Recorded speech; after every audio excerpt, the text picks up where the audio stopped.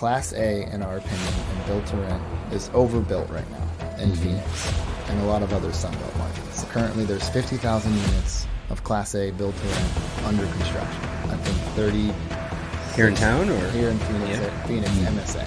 I believe 35 or 36,000 will come online this year to be complete, which is going to be the highest on record.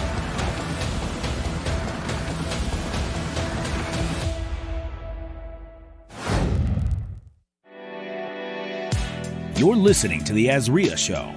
If you're looking for quality real estate investing information that you can trust, you've found it. Stay tuned and join the tens of thousands of members that have already benefited from AZREIA, your home for education, market information, support, and networking opportunities that will advance your real estate investing career. Hello, welcome to another episode of the AZREIA Show. We're so glad that you guys are here today because without your loyal listeners, we wouldn't be able to know what content to put out for you guys. So I'm your host, Marcus Maloney, and we have our executive director of AZREIA, Mike Del Prete. Hello.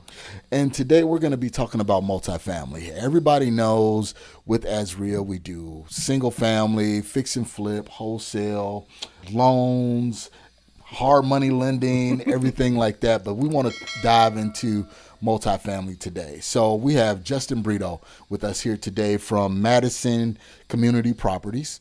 And we're going to just dive into multifamily because right now there's a strong pivot to a lot of investors going into the multifamily space. So Justin, man, welcome to the show. How are you? I'm good. Thank you. Thank you for having me on. I love this platform. I love what you guys are doing. I love how you touch on all facets of real estate, not just one, and just educating the public. It's a resource that's invaluable. Thank you, man. Thanks for having me on this platform. I appreciate it. So how did you get into real estate, first of all? Man. So I'll go back to when I was younger. I'll try to do this quickly, but I grew up in a family of blue-collar workers. My dad built houses. My mom always bought houses, fixed them up, and lived in them and sold them. So I was kind of drawn to building houses. And I came across the Rich Dad, Poor Dad book, which gave me the idea to start buying houses and flipping them. I did that with my dad in 2006 was my first entrance into real estate. I did a lot of the construction with him and realized I hated the construction. And the market crashed in 2007 or 8. And that house didn't work out so well. But I learned valuable experiences through that. Number one, I hate doing construction. Right. I don't like manual labor. But number two, markets can crash quickly. And we didn't even see it coming. It just happened. So I went to college, got a degree from ASU in real estate, which covered all aspects of real estate, like development and finance, single family. And from there, after I graduated, I landed a job at a commercial brokerage house called Marcus Maloney. Awesome. It's a national brokerage firm that sells multifamily, office, industrial, all the different types of real estate. And they're one of the largest. I got lucky. I landed on a broker's team who was one of the top brokers, performers in the company. And when I was there, we sold billions of dollars in real estate at the highest level. So it gave me a lot of exposure to real estate. I got a degree from ASU. They're the biggest, right? Yeah, pretty much. I got a degree, a bachelor's from ASU, and then I got a master's from working under this guy. And one of the things I really wanted to focus on was underwriting. And I would study the underwriting and the financials of properties that we would go out and list and broker, and I would stay up till midnight studying this stuff. And I just wanted to be dangerous enough to know what I was doing. And I kept asking them to let me underwrite deals, and eventually they started to let me underwrite deals, and I got valuable experience. And I took that experience and started Madison Communities in 2019. I bought a fourplex in 2015, but I put 5% down. So I was able to live in one of the units, renovate the others, and live there for free and make money. With only 5% down. Back then, I was only $15,000. And I mean, that was a lot of money for me back then, but it's better than 20% down, which would have been $100,000. So that's huge. That was a successful venture on that little fourplex. Sold it in 2019, tripled my money. I'm like, I love real estate. And I think I bumped into, was that when we bumped into each other years ago? Correct. Yeah, Absolutely. you had just bought it. I think that was the one, right? On On you said Rose Lane? Lane, Yeah, I yeah, remember yeah. now. It All was right. such a. I found it off market. I created a list of property owners. I just started calling these people, and finally somebody said they would sell to me. Is that a skill you picked up working at Marcus? That's a skill I picked up at Marcus, learning how to find property owners, their contact info, all that stuff. Put it, I put it in a spreadsheet because I'm old school. I didn't have a CRM database, but it worked for me. And I would send out mailers too, like I'm sure a lot of the audience that listens to this podcast does. And back then, it wasn't like wholesaling wasn't huge back then, so there wasn't as many people doing that in 2015 that I knew of. So to me, I was the first one to do it, like that around me from all the people I knew. And I got a really good deal on that property. I was afraid, man. Like a 4-unit complex, even though I had all this experience with underwriting and real estate at this high level, but actually applying that knowledge is something totally different, and fear is always was there for me, and like I had to overcome that fear and just trust my business plan and that it would work out. And what's I was that? able to do that. That's so sometimes we could underwrite a deal, numbers just make sense. You're like, it makes sense. Yeah, makes sense. But you still get nervous sometimes. Like, like what is that? Like, I knew it's fair, but like it's just fear of not knowing. Like, I don't know what's going to happen. Like the whole thing with underwriting and creating a business plan, when I find a value add deal, right? So a value add deal is an older building or even a house. If you're doing a fix and flip, you go in there, you renovate the property, and you figure out if you're going to sell the house, what you think you can sell it for. In apartments, I want to hold this. So what do I think? If I do all these things, all the upgrades to this property, what rents can I get, and how can I operate this property better than the previous owner? And it's called forced appreciation. So I'm raising rents and lowering expenses if I can, which is kind of hard on a fourplex because there's not much you can do. But like on larger buildings, you can figure out where expenses are too high. And so I was just the fear of like, can I do this? Like that's just, I think that's an ingrained thing in people in general. Like if you haven't done something, then there's going to be some fear. It's healthy fear as long as that fear doesn't hold you back, which it did for, years. And then in 2015, I just pulled the trigger. I felt comfortable enough to do it. So it's that security blanket, right? Because like you said, the unknown, we go through our daily lives knowing what we're going to do, or sometimes know what we're going to do. But when you start stepping out into that unknown, it's that whole safety risk. Like, okay, I got to protect myself from those mistakes. And that's why most people don't do it. Right? You got the worker bees that work 9 to 5. They're comfortable with that paycheck. They don't take a lot of risks. They invest in their 401k, and they're going to retire by 65 or whatever that is. Entrepreneur, I know risk is involved. I don't let risk hold me back. I feel comfortable most of the time, in my assumptions on how I think I can operate this property, but I just didn't know that back then. And so through that experience of being successful, that creates confidence, like, true confidence.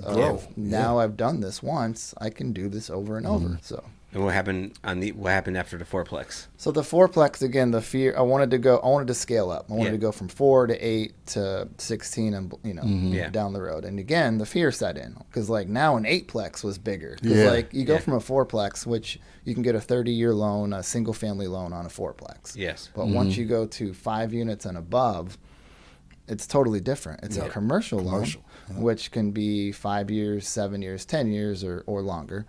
And they underwrite you differently from a bank perspective, right? So if I'm buying an 8-unit deal, let's just call it $1 million for the sake of numbers. My net worth has to be $1 million in order to qualify for that loan. And back then, I didn't have $1 million. Right? Like wasn't even close to that. So I had to go out and find partners that had the net worth requirements, that trusted my business plan, and were willing to get on board with what I was presenting. And I waited, too long, unfortunately. But in 2019, I put a business plan together.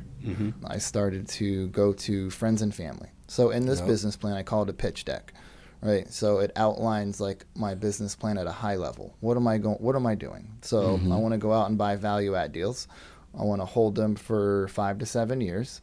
I got to show where rents are currently at for the property, which they were low or typically low on these older buildings because they're typically owned by people that have, mom and pop owners, right? And they're not extracting the value like I know I can. So I got to show investors this is where rents are at. Once I do the value add plan, invest $20,000 to $25,000 a unit, upgrading the units, I can get rents here. Here's the rents in the submarket to show you I can get these rents. And in 5 years, this is what I think the building will be worth. Got it. Right? You project that. So once I figure out where I think the rents are going to be, and then all the expenses, I look at the operating statement or the T12 or the P&L, whatever you guys want to call it.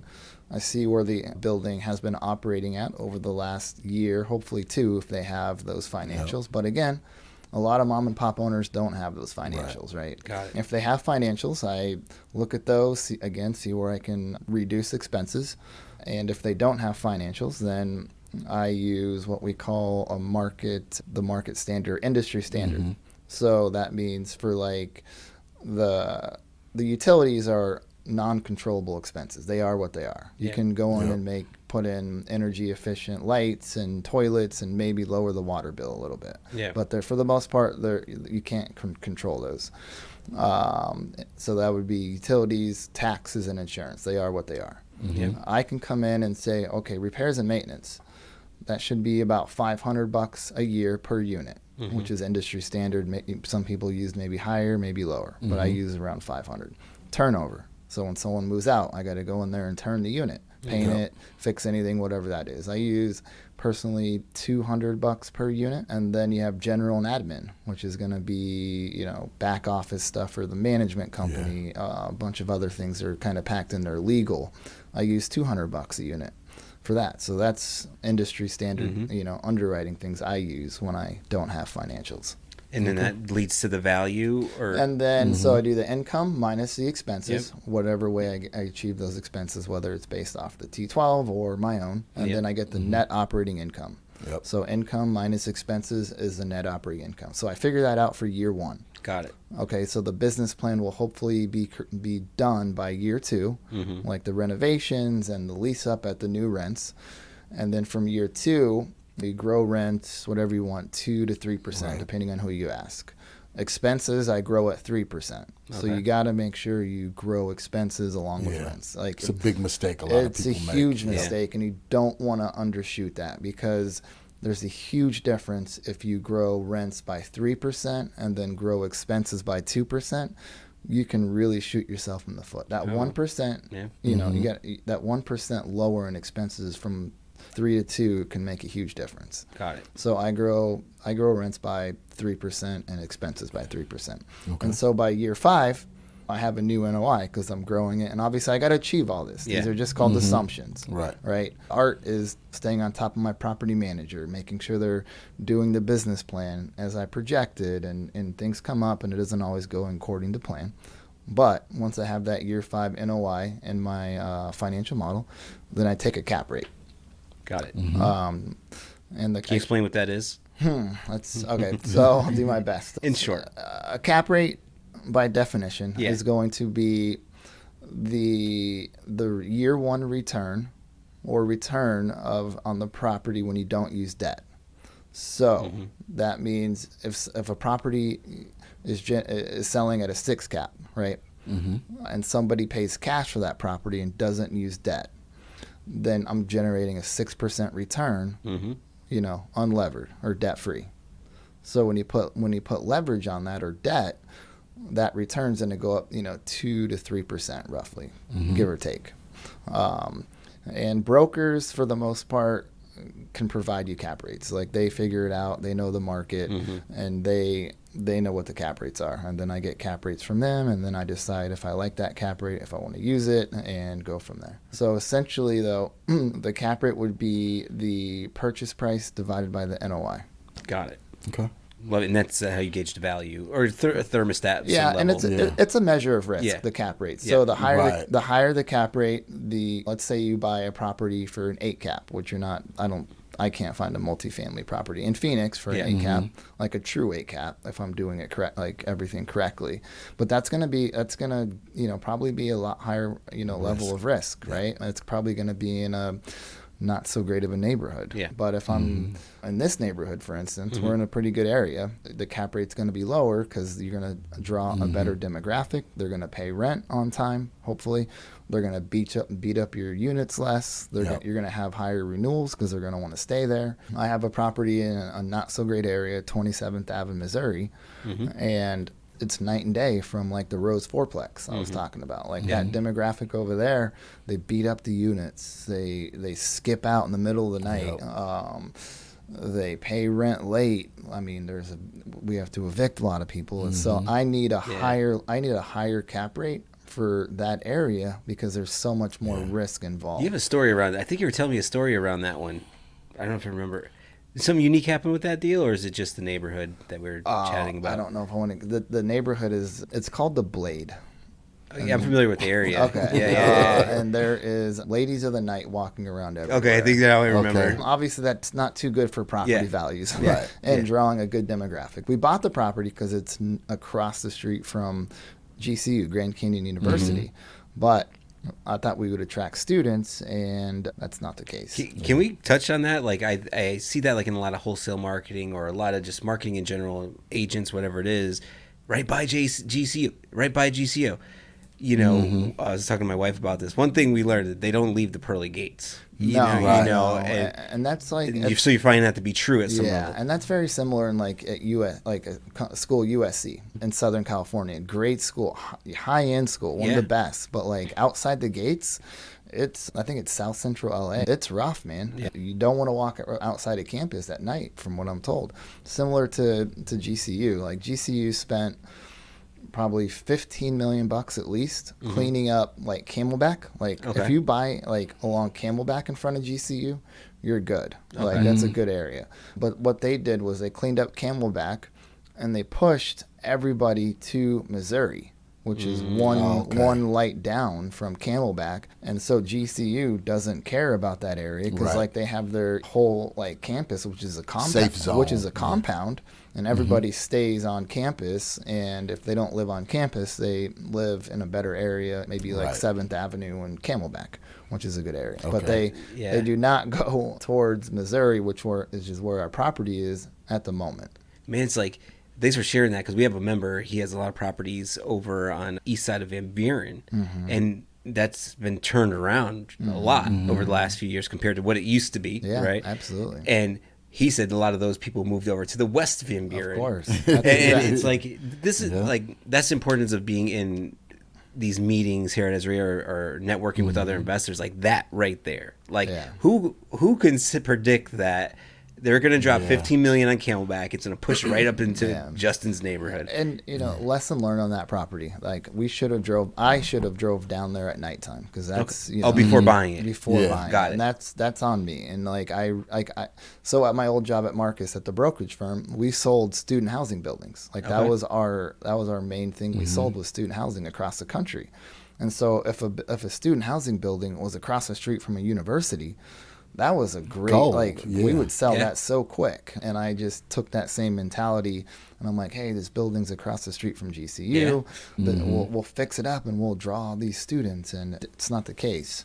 However, there is like a huge neighborhood, organization that's cleaning up the area. Like it's a grassroots campaign, and they're like, they meet every month. They're talking to the, police. Like there's 2 police that show up to this community meeting. officers. Community officers that show up. I think at the meeting in March, like the prosecutor for the area is going to show up. So they're trying to clean the area, but it's crazy. You can call if you see these ladies on the corner, and you call the cops.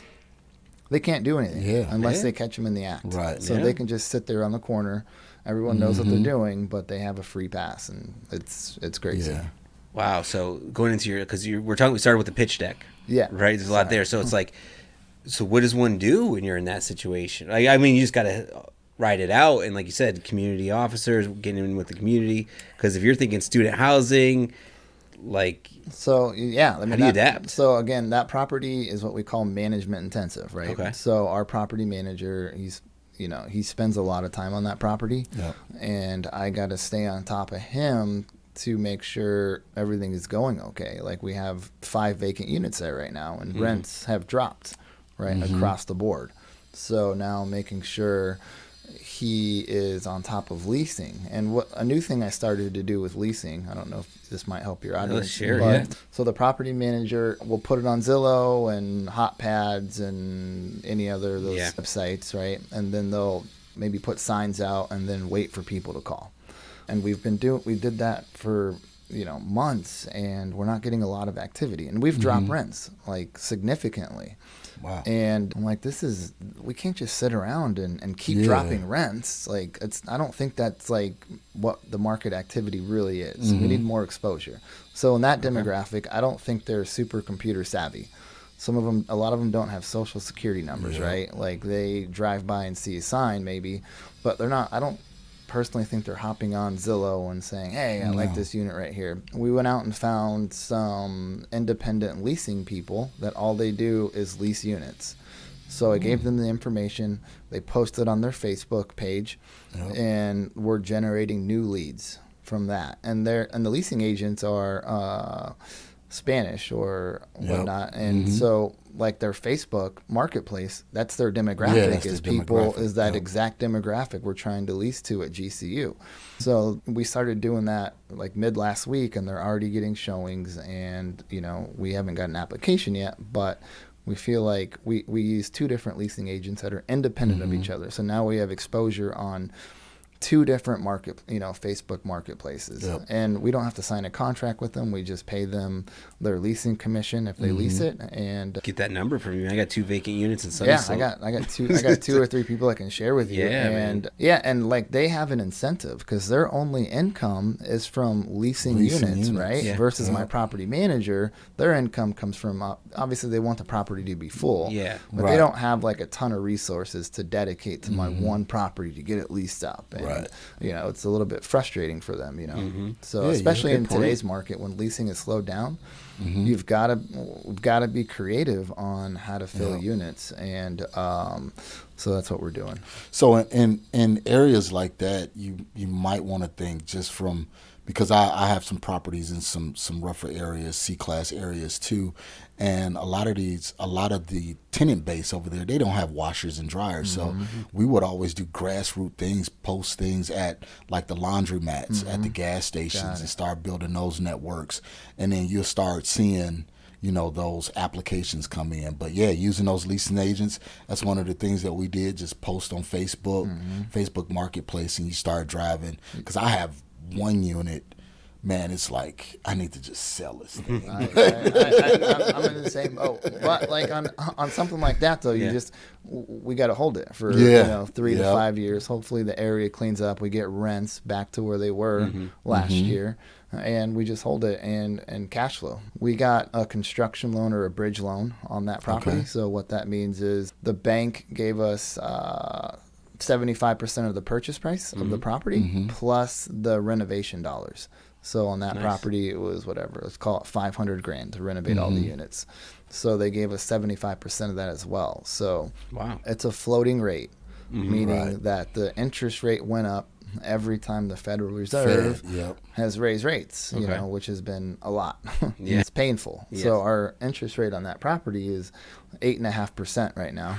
Interest only, and it's eating a lot of our cash flow. And there's not much you can do because to refinance, rates are pretty high for like I was talking about earlier, the 5-year loan. And we have vacancies. We have vacancies, and rents have dropped. So this is where a lot of people have gotten in trouble. Like this is the perfect storm for a lot of foreclosures. If you're a operator or investor that doesn't know what you're doing, right? So luckily, and investors, passive investors, because they look at the cap rate, and a lot of times they figure, well, the higher the cap rate, the higher the return. But like you said, the higher the cap rate, the higher the risk. So Spot on. So on that, like with me, I got two other partners, and one of my partners is highly skilled in the lending environment, and the capital markets is what we call it. And he's, working with the bank, to help us extend the loan so they, like we're not in trouble by any means, but the loan matures in April. And so the bank is your best friend. Yeah. Yep. I highly recommend, if somebody is trying to get into multifamily and they want to do value add or buy any multifamily projects, go to a local lender and develop a relationship with somebody high up there, as high up as you can, senior vice president. So how do you do that? For those that are, trying to get into that space, how do you develop that relationship? Absolutely. And back in 2015, that's what I did. I was laying the groundwork. I went into I think 3 or 4 different banks. I met with some lenders there, and I told them my business plan, what I wanted to do, and I picked the one that I felt comfortable with. And once I picked the bank, they want a relationship with you, and that means opening up bank accounts, right? And so for any property I buy, all of my property accounts run through that bank. So right now I have probably 10 accounts there. We got credit cards with that bank. And then you take out the banker to lunch. You just establish a relationship, a long-term relationship. And over time, it builds trust. And they see, if you've executed on several deals, like taking them full cycle, like we've taken probably 10 deals full cycle. That means we've bought them, did the business plan, renovated them, and then sold them and made a good profit. We call that full cycle. Man, that was a great explanation, Justin. So going forward, man, what's next? What are you guys getting into right now? Yeah. So I didn't say this earlier, but Madison Communities has 2 verticals, meaning we have 2 different business plans, essentially. We do value add projects of multifamily, buy them, fix them up, hold them. And then we also do ground up development. Our value add platform is currently on hold because, interest rates are too high. Prices haven't come down enough to make sense for us personally to buy value add projects. Hopefully in the second half of this year, maybe prices start to stabilize, interest rates come down, and there's not so much price dislocation. And that for us, focusing on ground up development makes more sense. And our thesis is we're building Class B attainable housing. So what that means is Class A, in our opinion, and build to rent is overbuilt right now in Phoenix and a lot of other Sunbelt markets. Currently, there's 50,000 units of Class A build to rent under construction. I think 30 here in town or here in Phoenix, Phoenix MSA. I believe 35 or 36,000 will come online this year, be complete, which is going to be the highest on record. Wow. Right. So after next year, the building permits have come down a lot, meaning developers aren't asking for building permits to start new projects. So with Class B attainable, if we can get the land at a low enough basis, we'll go in there and build studios 1s and 2s. And we won't have a lot of amenities because we focus on 30 units to under 100 units, right? Okay. So on a 30-unit building, you can only do so many amenities. You can have maybe a pet park, sitting area, barbecue, but not a ton. And it's B. Yeah, it's going to be it's B. And the other thing that we've seen is from 1960 to into the mid 80s or late 80s, on their 2-bedroom, 2-baths, they were doing smaller units. They were doing 800 square feet, 900 square feet. Like a majority of the value add deals we bought that were 1960s, the 2-bedrooms, 1-baths were 800 square feet. So we're going back to that method. We're going to do 2-bedroom, 2-bath, about 825 square feet, and then 1-bedroom, 1-bath at about 625 square feet. And we're doing that for a reason. Number one, it lowers our building costs, right? Yep. So, and number two, we can charge a lower rent, a more affordable rent. And our target demographic is middle market renters, meaning they make anywhere from $35,000 to $80,000 per year. And a lot of those people are being priced out of neighborhoods. Yeah. I mean, they can still go out and rent an older 1960s building that's been renovated, and they're paying, in a good area, decent area, I would say $1,500 to $1,700 roughly, from what I'm seeing. rents may have dropped a little bit this year, but we'll go in there and build the smaller units, keep the building costs low. To make the building efficient, we'll do 3 stories. Well, the first story is going to be parking. So it's podium parking. So you can still park under the building, which is an amenity itself, right? You have shaded parking. Yep. And that allows us, when we buy these smaller sites, if they're under an acre, we can maximize density that way. Exactly. Right? Because you have to have a certain parking ratio requirement. So if you have a 2-bedroom unit, you need 1.5 spaces. If you got per 2-bedroom. If you have a 1-bedroom, you're at 1 space. So on these smaller sites, we have to be able to make up for parking. So we do podium parking, which is a little bit more expensive because the steel and stuff is costly. But above the parking are the units. So we, for us, we do studio, and then on top of that is studio. So that creates more efficiency for us, for the plumbing, for the electrical, for the HVAC. If we do a 1-bedroom, we do 1-bedroom. Yep. So we're looking for cost-cutting, effective or efficient ways to build these properties, but with quality, right? We still want to maintain that quality. We'll still do the high-level, cabinets, quartz countertops, the wood plank flooring. A lot of the stuff they do in the Class A units. Yep. Maybe not like the same level of like finishes that they put in there, but some of the Class A stuff has like wine refrigerators, or we're not going to do that. We'll do like Nest thermostats. We'll do electronic door locks. We're going to put Wi-Fi in there for each unit. Nice. So they can just come in, and we're already going to have Wi-Fi to the unit. So it's one less thing they got to do. Yeah.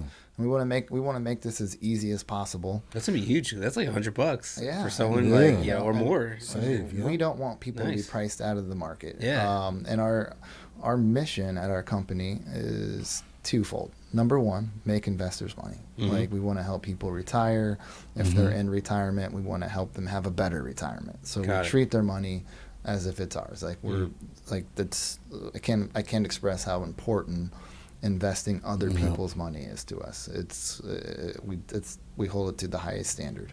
And number two, we want to help solve the affordability crisis happening in Phoenix and other parts of the country, but we're focusing on Phoenix.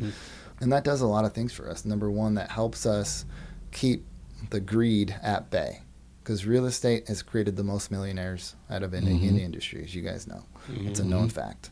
People jump in and they want to make all this money and whatever aspect of real estate they get into, and it's easy to just focus on that mindset. And my why is I don't want to have a 9-to-5. I want to make this amount of money, and that's great. But when I get wrapped up into the money, it's easy for me to start buying deals that don't pencil that great, and I just start making acquisition fees on these deals. When we focus on helping people and sticking to the mission, now we're giving back to society, and to us as partners, that's important to us.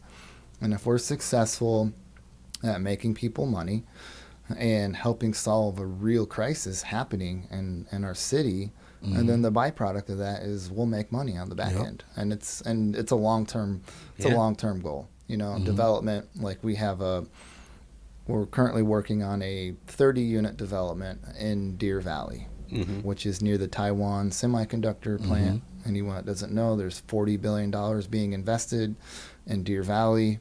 It's a company from Taiwan, and they do similar things to Intel, building, I believe, the microchips. And so they're going to open their first phase up, I believe, next year. And that's created so much activity and development around Deer Valley. Deer Valley's been stagnant for a long time. There hasn't been a lot going on over there. And in the last 2 years, there's been a ton of stuff going on. And over the next, I can't remember, 5 or 10 years, there's supposed to be 80,000 jobs created over there, right? Because of this new company going in. And we got this land off market because we have broker relationships, and brokers should be your best friend. Stay in contact with them, make them your friends, take them out to lunch, do whatever you can to create a relationship. So we got it off market, and we closed on that land. It's just under an acre in July of 2022.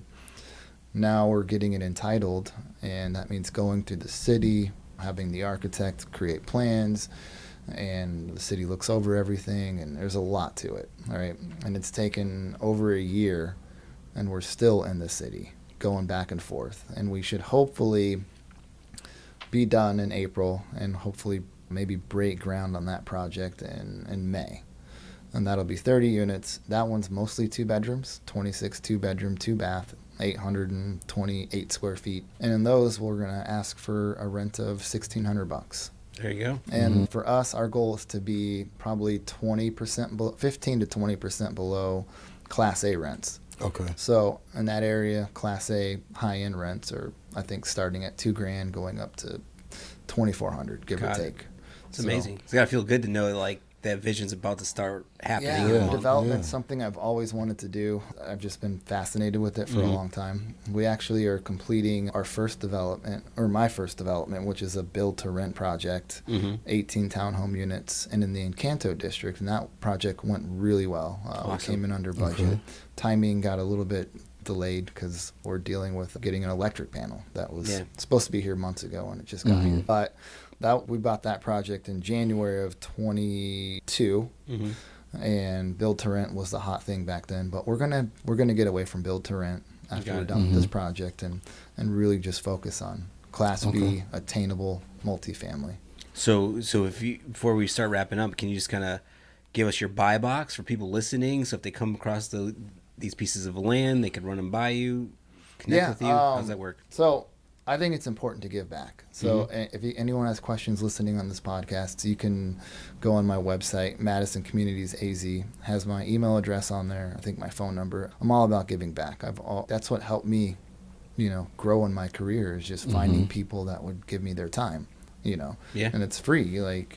But when I look at land, so the Deer Valley land, we got it really cheap. We got it off market. And when I look at land, the first thing I do, obviously, is look at the price, and then I go to my architect. Hey, how many units can we squeeze on this land? Yeah. And the architect, if you have a good one, they'll create what's called a site plan. Well, they'll do measurements and, create like a sketch and figure out how many units you can jam on this site, as long, that makes sense for parking as well. Yeah. And so if they tell me 30, then I take the price of the land, divide it by the number of units, and then I get a land basis per unit. What's my land basis per unit, right? So on that one, we got a really good deal on that land.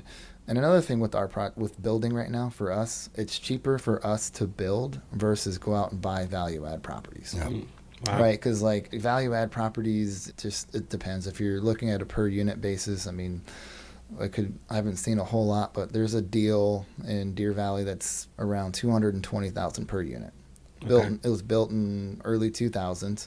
Then you got to go in and do some renovations, whatever that is, maybe $20,000 a unit. So now you're all in at 240 plus whatever fees you're going to charge investors. $250. Yeah. So you could be all in at like $250 a unit.